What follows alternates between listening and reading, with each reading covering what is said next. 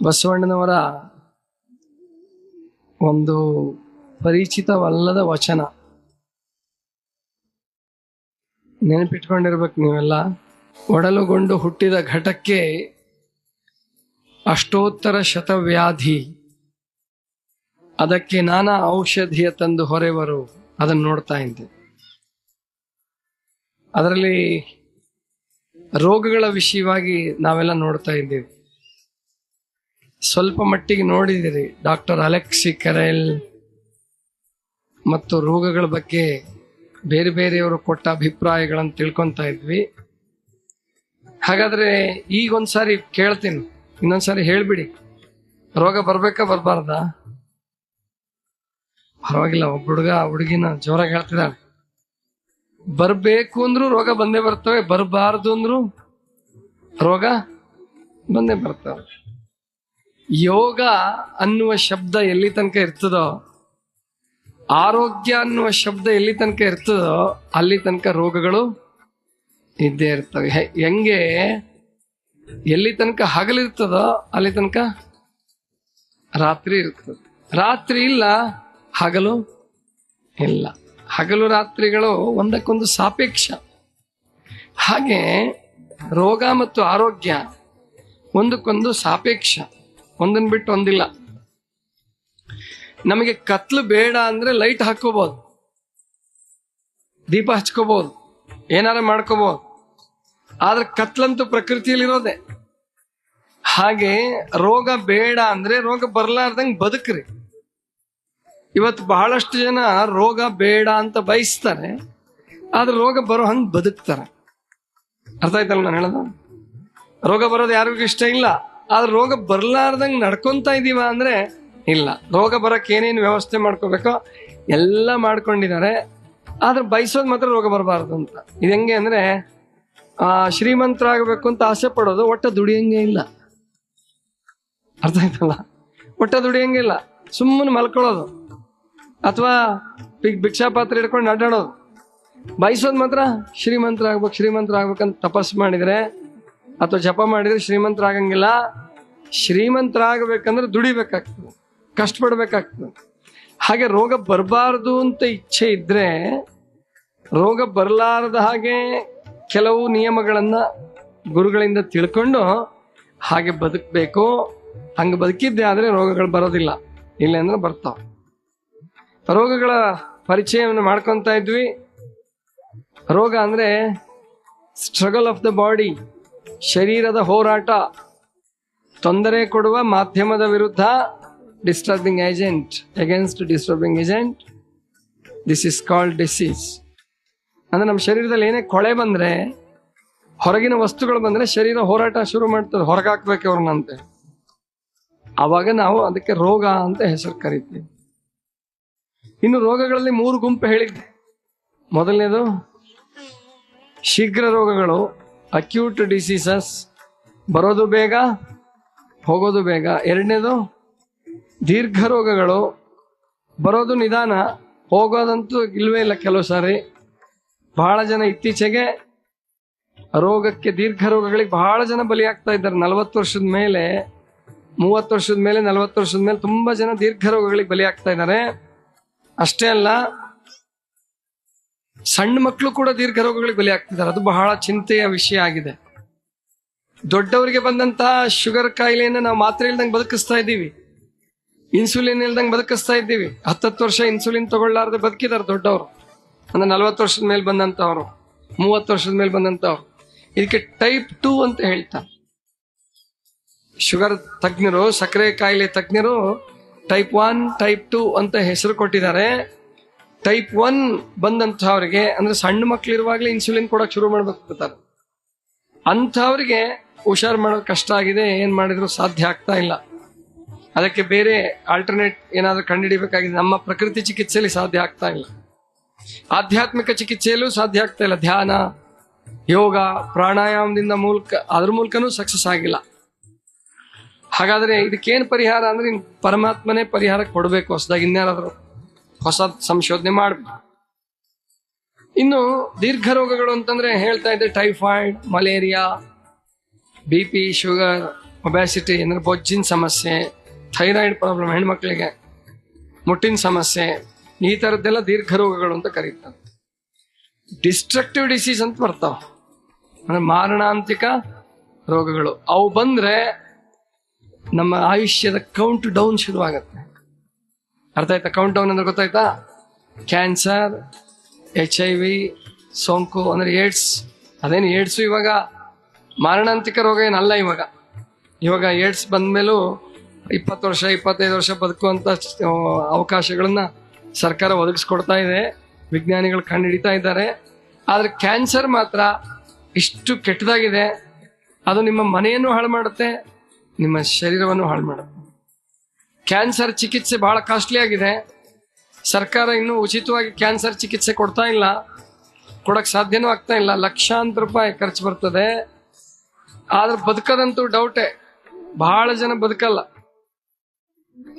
ನಿಮಗೆಲ್ಲ ಒಂದು ಘಟನೆ ನಡೆದಿದ್ದ ಘಟನೆ ಹೇಳ್ತೀನಿ, 2 ಘಟನೆ ಹೇಳ್ತೀನಿ, ತಿಳ್ಕೊಂಡಿರ್ಬೇಕು ಇವೆಲ್ಲ. ಹಿಂದೆ ಒಂದು ಭಾವನೆ ಇತ್ತು ಜನರಲ್ಲಿ, ನಿಮ್ಗೆಲ್ಲ ಗೊತ್ತಿರುತ್ತೆ. ಹಳೆಯ ಜನರಲ್ಲಿ ಭಾರತ ದೇಶದಲ್ಲಿ ಒಂದು ಭಾವನೆ ಇತ್ತು, ಏನಂದ್ರೆ ಕಾಶಿಯಲ್ಲಿ ಸತ್ರೆ ಏನ್ ಸಿಗತ್ತೆ? ಕೈಲಾಸ. ಕಾಶಿಯಲ್ಲಿ ಸತ್ರೆ ಕಲ್ಗಟ್ಟಿಗೆ ಕೇಳಿಲ್ಲ, ಇನ್ನು ಕಲ್ಗಟ್ಟಿಗೆ ಜನ ಕೇಳಿಲ್ಲ ಈ ಮಾತನ್ನ. ಕೇಳ್ಯಾರ, ಅಪ್ಪಗಳು ಹೇಳಕತ್ತಾರ, ಕೇಳೇವ. ನೀವು ಜನ ಕೇಳ್ದಂಗೆ ಕಾಣಲ್ಲ, ಯಾಕಂದ್ರೆ ಸುಮ್ಮನೆ ಕೂತೀರಿ. ಆವಾಗ ಕಾಶಿಲ್ ಸತ್ರ ಕೈಲಾಸ ಅಂತಿತ್ತು. ಇವಾಗ ಅದು ಬದಲಾವಣೆ ಆಗಿದೆ ಸ್ವಲ್ಪ. ICUನಲ್ಲಿ ಸತ್ರ ಕೈಲಾಸ ಅಂತ. ಆವಾಗ ಕಾಶಿಲ್ ಸತ್ರ ಕೈಲಾಸ ಅಂತಿತ್ತು, ಇವಾಗ ಅದು ಬದಲಾವಣೆ ಆಗಿದೆ ಸ್ವಲ್ಪ. ICUನಲ್ಲಿ ಸತ್ರ ಕೈಲಾಸ ಅಂತ. ಅದಕ್ಕೊಂದು ಘಟನೆ ಹೇಳ್ತೀನಿ ನಿಮಗೆ.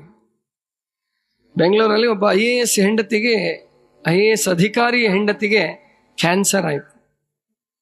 ಮಕ್ಕಳೆಲ್ಲ ದೂರ ಇದ್ರು, ಇವ್ರು ಬಹಳ ಶ್ರೀಮಂತರಿದ್ರು IAS ಅಧಿಕಾರಿಗಳು. ಒಳ್ಳೆ ವೆಲ್ ಎಕ್ವಿಪ್ಡ್ ಹಾಸ್ಪಿಟಲ್ ನೋಡಿ, ಪ್ರೈವೇಟ್ ಹಾಸ್ಪಿಟಲ್ ನೋಡಿ ಅವ್ರನ್ನ ಅಡ್ಮಿಟ್ ಮಾಡಿದ್ರು, ಹಾಸ್ಪಿಟ್ಲಿಗೆ ಸೇರಿಸಿದ್ರು.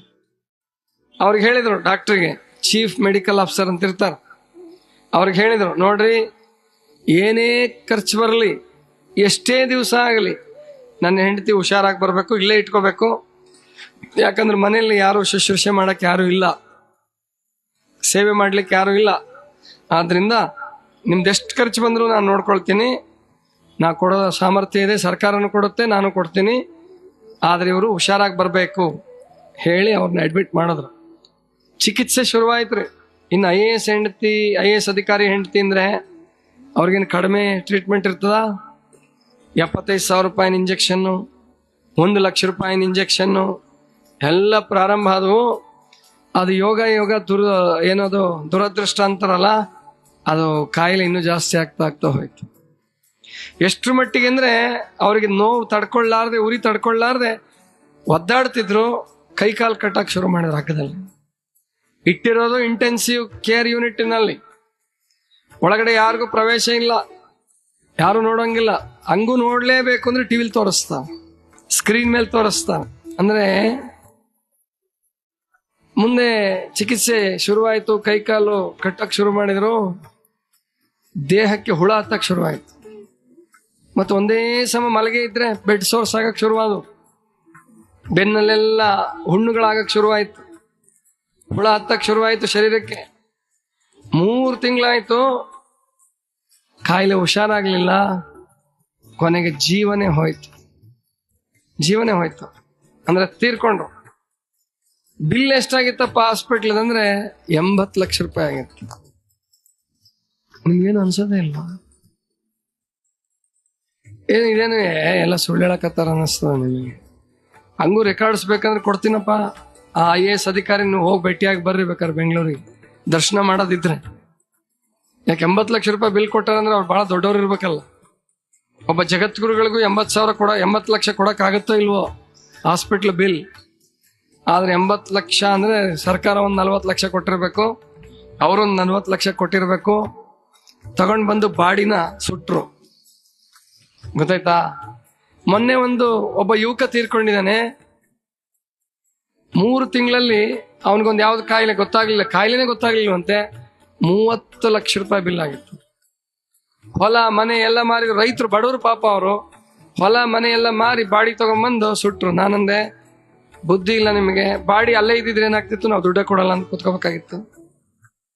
ಅಂದ್ರೆ ಎಲ್ಲಿಗೆ ಹೋಗಿದೆ ಹಾಸ್ಪಿಟ್ಲ್ಗಳ ಸ್ಥಿತಿ.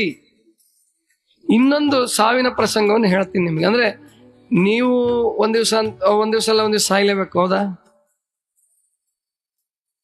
ಯಾಕೆ ಸುಮ್ಮನೆ ಕೂತಾರ ಎಲ್ರು ಒಂದ್ ದಿವಸ ಸಾಯ್ಲೇಬೇಕಲ್ರಿ, ಹೌದಲ್ಲ? ನೀವು ಗ್ಯಾರಂಟಿ ಸಾಯ್ತೀರ ಕಲಗಟ್ಟಿ ಜನ, ಹೌದಾ? ಹಂಗಾರೆ ನಿಮ್ಮ ಹತ್ರ ಯಾಕ್ರಿ ಬರ್ಬೇಕು ನಾವು? ಉಪವಾಸನೂ ಮಾಡಲ್ಲ, ನಿಮ್ ಪ್ರವಚನಕ್ಕೂ ಬರಲ್ಲ, ನಿಮ್ ಪ್ರಸಾದವೂ ಬೇಡ, ಸಾಯ್ತೀವಿ ಅನ್ನೋದೇ ಆದ್ರೆ ಯಾಕೆ ಬರ್ಬೇಕು ಅಂತೀರಾ? ಯಾರಿದ್ರು ಸಾಯ್ಲೇಬೇಕು. ಕೆಲವ್ರು ಕೇಳ್ತಾರ, ಉಪವಾಸದ ಬಗ್ಗೆ ಹೇಳ್ಕೊಡುವಾಗ ಮಜಾ ಪ್ರಶ್ನೆಗಳು ಬರ್ತಾವ. ಕೆಲವ್ರು ಕೇಳ್ತಾರ, ಅಲ್ರಿ ನೀವು ಹೇಳ್ದಷ್ಟು ದಿವ್ಸ ಉಪವಾಸ ಮಾಡ್ಬಿಡ್ತೀವಿ, ನೀವು ಬೇಕಾದಷ್ಟು ದಿವಸ ಹೇಳ್ರಿ, ಉಪವಾಸ ಮಾಡ್ತೀವಿ, ನಮ್ಗೆ ಇನ್ನೆಂದೆಂದೆಂದು ಏನೇನು ಆಗಲ್ವಾ ಅಂತಾರ. ಗೊತ್ತಾಯ್ತಾ? ಇನ್ನೆಂದು ಏನೇನು ಆಗಿರಬಾರ್ದು. ಅದಕ್ಕೆ ನಾನು ಹೇಳ್ತೀನಿ, ಆಯ್ತು ಒಂದು ಕೆಲಸ ಮಾಡಿ, 2 kg ಸಬೀನಾ ಪೌಡರ್ ತಗೊಂಡ್ ಬನ್ನಿ. ಸಬೀನಾ ಪೌಡರ್ ತಗೊಂಡ್ ಬನ್ನಿ. ನಿಮ್ ಮನೆ ಪಾತ್ರೆಗಳನ್ನೆಲ್ಲ ತಿಕ್ಕಿ ತಿಕ್ಕಿ ತಿಕ್ಕಿ ತಿಕ್ಕಿ ತೊಳಿರಿ, ಇನ್ನೆಂದೆಂದೆಂದು ತೊಳಿಬೇಡಿ. ಹಂಗಾಗ್ತದ? ಇಲ್ಲ. ಎಲ್ಲಿ ತನಕ ಪಾತ್ರೆ ಉಪಯೋಗಿಸ್ತಿರ್ತೀವೋ, ಎಲ್ಲಿ ತನಕ ಅಡಿಗೆ ಮಾಡ್ತಿರ್ತೀವೋ, ಅಲ್ಲಿ ತನಕ ತೊಳೆಯುವ ಪ್ರಕ್ರಿಯೆ ಇರೋದಲ್ವಾ? ಹಾಗೆ ಎಲ್ಲಿ ತನಕ ಊಟ ಮಾಡ್ತಿರ್ತೀವೋ ಅಲ್ಲಿ ತನಕ ಉಪವಾಸವು ಬೇಕೇ ಬೇಕು. ಒಂದ್ಸಾರಿ ಉಪವಾಸ ಮಾಡಿ ಹೋಗ್ಬಿಡ್ತೀವಿ ಅನ್ನಂಗಿಲ್ಲ. ಆಮೇಲೆ ಇನ್ ಕೆಲವ್ರು ಕೇಳ್ತಾರೆ, ಏನಪ್ಪ ಉಪವಾಸ ಮಾಡೋದು ಯಾಕೆ? ಸಾಯೋದಪ್ಪ. ಈ ಜೀವ ಬಂದಿರೋ ತಿನ್ನಕ್ಕೆ, ತಿಂದು ಸಾಯೋದು ಅಂತಾರೆ. ನಾನು ಅದಕ್ಕೆ ಒಪ್ಪಿಗೆ ಕೊಡ್ತೀನಿ, ಸಾಯಕ್ ನನ್ನ ಒಪ್ಪಿಗೆನೂ ಇದೆ. ಆದ್ರೂ ಒದ್ದಾಡೋರು, ನರಳವರು, ಅನುಭವಿಸೋರು ಯಾರು? ನಾವೇ ತಾನೆ. ಉಪವಾಸ ಮಾಡೋದ್ರಿಂದ ಈ ನೋವಿನ ತೀವ್ರತೆಯನ್ನು ಕಡಿಮೆ ಮಾಡ್ಕೋಬಹುದು, ಒಳ್ಳೆ ಸಾವನ್ನ ಹೊಂದಬಹುದು, ಬದುಕಿರೋಷ್ಟು ದಿವಸ ಆನಂದವಾಗಿ ಬದುಕಬಹುದು. ಅದಕ್ಕೋಸ್ಕರ ಉಪವಾಸ ಮಾಡ್ಬೇಕೆ ಹೊರತು ಏನೋ ನೀವು ಅಮರರಾಗಿ ಹೋಗ್ಬಿಡ್ತೀರಿ ಅಥವಾ ಯಾವ್ಯಾವ ಕಾಯಿಲೆನೂ ಬರಂಗೇ ಇಲ್ಲ ಇನ್ನು ಮುಂದೆ, ಹಂಗಲ್ಲ ನಾವು ಉಪವಾಸ ಮಾಡಿಸ್ತಾ ಇರೋದು. ಇನ್ನೊಂದು ಘಟನೆ ಹೇಳ್ತೀನಿ, ನಡೆದ ಘಟನೆ. ಅದು ಕೂಡ ಒಬ್ಬ ರೈತ, ಮಂಡ್ಯ ಜಿಲ್ಲೆಯಲ್ಲಿ ಒಬ್ಬ ರೈತನಿಗೆ ಮುಂದೆ 3 ತಿಂಗಳಿಂದ ನಿದ್ದೆನೆ ಬರ್ತಿರ್ಲಿಲ್ಲ. ಹೊಟ್ಟೆಲಿ ವಿಪರೀತ ನೋವಾಗ್ತಿತ್ತು. ಅವನು ತಡ್ಕೊಂತಿದ್ದ. ರೈತರು ನೋವು ಬಹಳ ತಡೀತಾರೆ, ತಡೆದು ಒಂದ್ ದಿವ್ಸ ತಡೆಯಕ್ಕಾಗ್ಲಿಲ್ಲ. ಹಾಸ್ಪಿಟ್ಲಿಗೆ ಕರ್ಕೊಂಡೋದ್ರು. ಡಾಕ್ಟರ್ ಪರೀಕ್ಷೆ ಮಾಡಿದ್ರು, ಅವನ್ ಕರುಳಲ್ಲಿ ಕ್ಯಾನ್ಸರ್ ಆಗ್ಬಿಟ್ಟಿತ್ತು. ಕರಳು ಹೊಟ್ಟೆ ಕರಳಲ್ಲಿ ಕ್ಯಾನ್ಸರ್. ಅದು ಮೀರ್ಬಿಟ್ಟಿತ್ತು, 4ನೇ ಹಂತ 5ನೇ ಹಂತಕ್ಕೆ ಬಂದ್ಬಿಟ್ಟಿತ್ತು. ಇನ್ನೇನು ಮಾಡಕ್ಕಾಗಲ್ಲ, ಹಂಗೂ ನೀವು ಮಾಡಿ ಅಂದ್ರೆ ಆಪರೇಷನ್ ಮಾಡ್ತೀವಿ, ಗ್ಯಾರಂಟಿ ಕೊಡಕ್ಕಾಗಲ್ಲ ಅಂತ ಹೇಳಿದ್ರು ಡಾಕ್ಟರ್. ಅವರ ಸೋದರ ಸಂಬಂಧಿ ಒಬ್ರು ನನಗೆ ಪರಿಚಯ ಇದ್ರು ಮೈಸೂರಲ್ಲಿ. ಅವ್ರು ಫೋನ್ ಮಾಡಿದ್ರು, ಬುದ್ಧಿ ಹೀಗಾಗಿದೆ, ಕ್ಯಾನ್ಸರ್ ಬಂದ್ಬಿಟ್ಟಿದೆ, ನಮ್ಮ ರೈತ ಅವರು ಬಡವರಿದ್ದಾರೆ, ಮಧ್ಯಮ ವರ್ಗದವ್ರು ಇದ್ದಾರೆ, ಮತ್ತೆ ಆಪರೇಷನ್ ಮಾಡಿದ್ರೆ ಉಳಿಯೋದು ಗ್ಯಾರಂಟಿ ಇಲ್ಲ ಅಂತಾರೆ, ನಿಮ್ಮ ಹತ್ರ ಏನಾದ್ರು ಇದೆಯಾ? ನಾನಂದೆ, ಮತ್ತೆ ಡಾಕ್ಟರ್ ಕೈಲೇ ಆಗ್ಲಾರದು ನಾವೇನ್ ಮಾಡಕ್ಕಾಗ್ತದೆ? ನಾವೇನು ಮಾಡಕ್ಕಾಗಲ್ಲ. ಮತ್ತೆ ಡಾಕ್ಟರ್ ಹೆಂಗೆ ಹೇಳ್ತಾರೆ, ನೀವೇ ಡಿಸಿಷನ್ ತಗೊಳ್ಳಿ, ನೀವೇ ವಿಚಾರ ಮಾಡಿ, ಅಥವಾ ಏನ್ ಮೆಡಿಸಿನ್ ಕೊಡ್ತಾರೆ. ಆದ್ರೂ ಅವರು ಒಂದ್ಸಾರಿ ಬೆಂಗಳೂರಿಗೆ ಹೋದ್ರು. ಅಲ್ಲಿ ಕ್ಯಾನ್ಸರ್ಗೋಸ್ಕರ ಒಂದು ಹಾಸ್ಪಿಟ್ಲ್ ಇದೆ, ಅವರು ಕಿದ್ವಾಯಿ ಹಾಸ್ಪಿಟ್ಲಿಗೆ ಕರ್ಕೊಂಡು ಹೋದ್ರು. ಅಲ್ಲೂ ಅದೇ ಅಭಿಪ್ರಾಯ ಬಂದಿತ್ತು. ಅಲ್ಲೂ ಅದೇ ಅಭಿಪ್ರಾಯ ಕೊಟ್ರು, ಇನ್ ಬದುಕೋದು ಕಷ್ಟ ಇದೆ, ಆಪರೇಷನ್ ಮಾಡಿದ್ರು ಬದುಕಲ್ಲ, ಮತ್ತೆ ರಿಸ್ಕ್ ತಗೋಬೇಡಿ, ಆಪರೇಷನ್ ಮಾಡಿದ್ರೆ ಹಂಗೂ ನೀವು ಮಾಡಿ ಅಂತಂದ್ರೆ ನಾವು ಮಾಡಕ್ ರೆಡಿ. ಹೆಂಗ್ ಮಾಡಿಸ್ತಾರೆ? ಶ್ರೀಮಂತರಾಗಿದ್ರೆ ಮಾಡಿಸೋರು, ಮಧ್ಯಮ ವರ್ಗದವ್ರು, ಬಡವರು. ಸರಿ ಆಯ್ತು. ಕೊನೆಗೆ ನಾನು ತುಮಕೂರಲ್ಲಿ ಪ್ರವಚನ ಮಾಡ್ತಾ ಇದ್ದೆ, ನನ್ನ ಹತ್ರ ಕರ್ಕೊಂಡು ಬಂದ್ರು. 68 ವರ್ಷ ವಯಸ್ಸಾಗಿತ್ತು ಆ ಯಜಮಾನ್ರಿಗೆ, ರೈತರಿಗೆ. ಮತ್ ನಾನು ಕೇಳಿದೆ, ಏನ್ರಿ ಮತ್ತೆ ಡಾಕ್ಟರ್ ಹಿಂಗೆ ಹೇಳ್ತಿದ್ದಾರೆ. ಅವ್ರ ಮಗನಿಗೆಲ್ಲ ಹೇಳಿದೆ, ರೋಗ ಹೇಳ್ಬಿಡಿ ಅವ್ರಿಗೆ. ನಮ್ಮಲ್ಲಿ ಕೆಲವು ರೋಗ ಮುಚ್ಚಿಡ್ತೀರಿ, ಕ್ಯಾನ್ಸರ್ ಆದ್ರೆ ನೀವ್ ಯಾರು ಹೇಳಲ್ಲ, ಅವ್ರಿಗೆ ಗೊತ್ತಾಗುತ್ತೆ. ನೀವು ಮಾತಾಡೋದು, ನೀವು ಆಟ ಆಡೋದು, ಆ ಕಡೆ ಈ ಕಡೆ ಓಡಾಡೋದು, ಆಮೇಲೆ ನಿಮ್ಮ ಮುಖ ಎಲ್ಲ ನೋಡಿದ ಕೂಡಲೇ ಪೇಷಂಟಿಗೆ ಗೊತ್ತಾಗಿ ಆಗುತ್ತೆ ನನಗೇನೋ ದೊಡ್ಡ ಕಾಯಿಲೆ ಆಗಿದೆ. ಆದ್ರೂ ಹೇಳಲ್ಲ, ನೀವು ಡಾಕ್ಟರ್ ಹೇಳಲ್ಲ, ನೀವು ಹೇಳಲ್ಲ. ಕೊನೆಗೆ ನಾನು ಅವ್ರಿಗೆ ಹೇಳಿ ಅಂತಂದೆ, ಅವ್ರಿಗೆ ಹೇಳಿದ್ರು. ಕೊನೆ ರೈತರಿಗೆ ಕೇಳಿದೆ, ಏನ್ರಿ ನೀವು ಸಾಯೋದಕ್ಕೆ ಸಿದ್ಧವಾಗಿದ್ದೀರಾ? ಹೌದ್ರಿ, ಮತ್ ನಾನು ಸಾಯ್ಲೇಬೇಕು ಅಂತಂದ್ಮೇಲೆ ಸಾಯ್ತೀನಿ, 68 ವರ್ಷ ಬದುಕಿದ್ದೀನಿ, ಸಾಕಲ್ವಾ ಅಂತಂದ ರೈತ. ಅವ್ರ ಹೆಂಡತಿ ಕೇಳ್ದ, ಏನವ ನಿನ್ ಗಂಡ ಸಾಯಿಸೋದಕ್ಕೆ ಸಾಯಕ್ ಬಿಡಕ್ ನೀವು ರೆಡಿ ಇದೆ? ಮತ್ ನಮ್ ಕೈಲಿ ಏನಿದ್ದಾರೆ ಅಂದ್ರೆ ಅವ್ರು ಮಗನಿಗೂ ಕೇಳ್ದೆ, ಮಗನು ಇನ್ನು ಒಪ್ಲೇಬೇಕಲ್ಲ. ಅವನು ಹೇಳ್ದ, ಹೌದ್ರಿ, ಇನ್ನು ಹಾಸ್ಪಿಟ್ಲಲ್ಲಿ ಆಪರೇಷನ್ ಮಾಡಿಸಿದ್ರೆ ಜೀವನೂ ಹೋಗುತ್ತೆ, ಮನೆ ಹೊಲನೂ ಹೋಗುತ್ತೆ, ನಾವು ರೆಡಿ ಇದ್ದೀವಿ. ಹಾಗಾದ್ರೆ ಹೇಳ್ಕೊಟ್ಟೆ, ಚೆನ್ನಾಗಿ ಗಮನ ಕೊಟ್ಟು ಕೇಳಿ ಈ ಮಾತನ್ನ. ಇದ್ಯಾವುದೋ ಪುರಾಣ ಅಲ್ಲ ಅಥವಾ ಯಾವುದೋ ಉತ್ಪ್ರೇಕ್ಷೆ ಅಲ್ಲ, ನಡೆದ ಘಟನೆಯನ್ನೇ ಹೇಳ್ತಾ ಇದ್ದೀನಿ, ಕೇಳಿಸ್ಕೊಳ್ಳಿ. ಕೊನೆಗೆ ಅವ್ರಿಗೆ ಹೇಳ್ದೆ, ಏನಾದ್ರೂ ಆಗ್ಲಿ ಪರಮಾತ್ಮನ ಮೇಲೆ ಭಾರ ಹಾಕ್ರಿ, ದೇವ್ರ ಮೇಲೆ ಭಾರ ಹಾಕಿ ಉಪವಾಸ ಪ್ರಾರಂಭ ಮಾಡಿ, ಏನಾಗ್ತದ. ಜೇನುತುಪ್ಪದ ಮೇಲೆ 9 ದಿವಸ ಇರಕ್ಕೆ ಹೇಳಿದೆ. 9 ದಿವಸ 12 ದಿವಸ ಹೇಳಿದೆ. ಯಾಕಂದ್ರೆ ಒಂದು 60, 64, 65 kg ಇದ್ರು ಅವರು. 68 ವರ್ಷ ವಯಸ್ಸಾಗಿತ್ತು. 12 ದಿವಸ ಜೇನುತುಪ್ಪ ಕುಡಿಯಕ್ಕೆ ಶುರು ಮಾಡಿದ್ರು. 12 ದಿವಸ ಮಾಡಿದ್ರು. ಜೇನುತುಪ್ಪ, ನಿಂಬೆಹಣ್ಣು, ನೀರು. ನೀವು ನೆನ್ಪಿಟ್ಕೊಳ್ಳಿ, ಯಾರೇ ಉಪವಾಸ ಮಾಡಿಸಿದ್ರು ನಾವು ಸುಮ್ಮನೆ ಖಾಲಿ ಹೊಟ್ಟೆ ಹಸ್ಕೊಂಡು ಬಿಡಂಗಿಲ್ಲ. ಅವ್ರಿಗೆ ಜೇನುತುಪ್ಪ, ನೀರು, ನಿಂಬೆಹಣ್ಣು ಕೊಡ್ತೀವಿ. ಸರಿ, ಅವಾಗ ಸ್ಪಿರುಲಿನ ಇನ್ನೂ ಬಂದಂಗೆ ಕಾಣಿಸ್ಲಿಲ್ಲ. ಸ್ಪಿರುಲಿನ ಇತ್ತೋ ಗೊತ್ತಿಲ್ಲ. 2010ನೇ ಇಸ್ವಿಲಿ ನಡೆದ ಘಟನೆ ಇದು. 2010. ಆವಾಗ ಸ್ಪಿರುಲಿನ ಪರಿಚಯ ಅಷ್ಟೊಂದೇನು ನನಗಿನ್ನೂ ಆಗಿರ್ಲಿಲ್ಲ ಅಂತ ಕಾಣಿಸುತ್ತೆ. ಆಗಿರ್ಲಿಲ್ಲ, ಅವ್ರಿಗೆ ಇನ್ನೂ ಸ್ಪಿರುಲಿನ ಆಗಿರ್ಲಿಲ್ಲ. ಜೇನುತುಪ್ಪ, ನೀರು, ನಿಂಬೆಹಣ್ಣು ಕುಡಿಯಕ್ಕೆ ಶುರು ಮಾಡಿದ್ರು. ಅವ್ರ ಮಗ ಫೋನ್ ಮಾಡಕ್ ಶುರು ಮಾಡ್ದ. 3 ದಿವಸ ಆಯ್ತು, 6 ದಿವಸ ಆಯ್ತು. ತುಂಬಾ ಖುಷಿ ಪಟ್ಬಿಟ್ಟ. ಏನು ಆನಂದವಾಗಿ ನಿದ್ದೆ ಮಾಡ್ತಾ ಇದಾರ್ರಿ, ಇಷ್ಟು ದಿವಸ ನಿದ್ದೆನೇ ಮಾಡ್ತಿರ್ಲಿಲ್ಲ, ಒಳ್ಳೆ ನಿದ್ದೆ ಬರ್ತಾ ಇದೆ, ಮಕ್ಕಳು ನಿದ್ದೆ ಮಾಡ್ದಂಗೆ ಮಾಡ್ತಿದ್ದಾರೆ. ಮಧ್ಯಾಹ್ನ 3 ಹೊತ್ತು ಕುಡಿಯೋದು ಮಲಗೋದು, ಕುಡಿಯೋದು ಮಲಗೋದು, ಜೇನುತುಪ್ಪ, ನೀರು, ನಿಂಬೆಹಣ್ಣು. ಗೊತ್ತಾಯ್ತಾ? ಮತ್ ಕುಡಿಯೋದು ಮಲಗೋದು ಅಂದ್ರೆ ನಿಮ್ಮ ಕಲ್ಗಟ್ಟಿಗಿದು ಧಾರವಾಡದ್ದಲ್ಲ, ಅರ್ಥ ಆಯ್ತಲ್ಲ? ಜೇನುತುಪ್ಪ, ನೀರು, ನಿಂಬೆಹಣ್ಣು ಕುಡಿಯೋದು ಮಲಗೋದು ಈ ತರ ಮಾಡಿದ್ರು. 12 ದಿವಸ ಆಯ್ತು. ಮಗ ಹೆಂಡತಿ ಎಲ್ಲ ಸುತ್ತಮುತ್ತವರೆಲ್ಲ ಸಂತೋಷ ಪಡಕ್ ಶುರು ಮಾಡಿದ್ರು. ಇನ್ನೇನು ನಮ್ಮ ಅಪ್ಪ ಹುಷಾರಾಗ್ತಾರೆ. ನಾನು ಹೇಳಿದೆ, ಸ್ವಲ್ಪ ತಡೀರಿ, ಯಾಕೆಂದ್ರೆ ಡಾಕ್ಟ್ರು ಸುಮ್ಮನೆ ಹೇಳಿರಲ್ಲ. ಈಗೇನೋ ತಾತ್ಕಾಲಿಕವಾಗಿ ಅವ್ರಿಗೆ ನೋವು ಕಡಿಮೆ ಆಗಿದೆ, ನೋಡೋಣ, ಪರಮಾತ್ಮ ಇಚ್ಛೆ, ಉಳಿದ್ರಂತೂ ಸಂತೋಷ, ಪವಾಡ, ನೋಡೋಣ ಅಂತ ಹಾಗೆ ಕಾಯ್ತಾ ಇದ್ವಿ. ಆಮೇಲೆ 3 ದಿವಸ ಎಳನೀರು ಉಪವಾಸ ಮಾಡಿಸಿದ್ವಿ. ಎಳನೀರು ಕುಡ್ಕೊಂಡಿರೋದು 3 ಹೊತ್ತು. 3 ದಿವಸ ಮಜ್ಜಿಗೆ, 3 ದಿವಸ ಎಳನೀರು, 3 ದಿವಸ ಮಜ್ಜಿಗೆ. 18 ದಿವಸ ಆಯ್ತು. ಆಮೇಲೆ ಹಣ್ಣಿನ ರಸ ತಗೊಂಡ್ರು. 21 ದಿವಸ ಆಯ್ತು. ಏನು ಎದ್ದು ಅಡ್ಡಾಡಕ್ ಶುರು ಮಾಡಿದ್ರು. ಎದ್ದು ಅಡ್ಡಾಡೋದು, ಹೊಲದ ಹತ್ರ ಹೋಗೋದು ಬರೋದು, ಹಿಂಗೆಲ್ಲ ಶುರು ಮಾಡಿದ್ರು. ಹಣ್ಣು ತಿನ್ಸಕ್ ಶುರು ಮಾಡಿದ್ವಿ. ಹಣ್ಣಿನ ಮೇಲೆ 3 ತಿಂಗಳು ಇರ್ಲಿಕ್ಕೆ ಹೇಳಿದ್ದೆ ಅವ್ರಿಗೆ.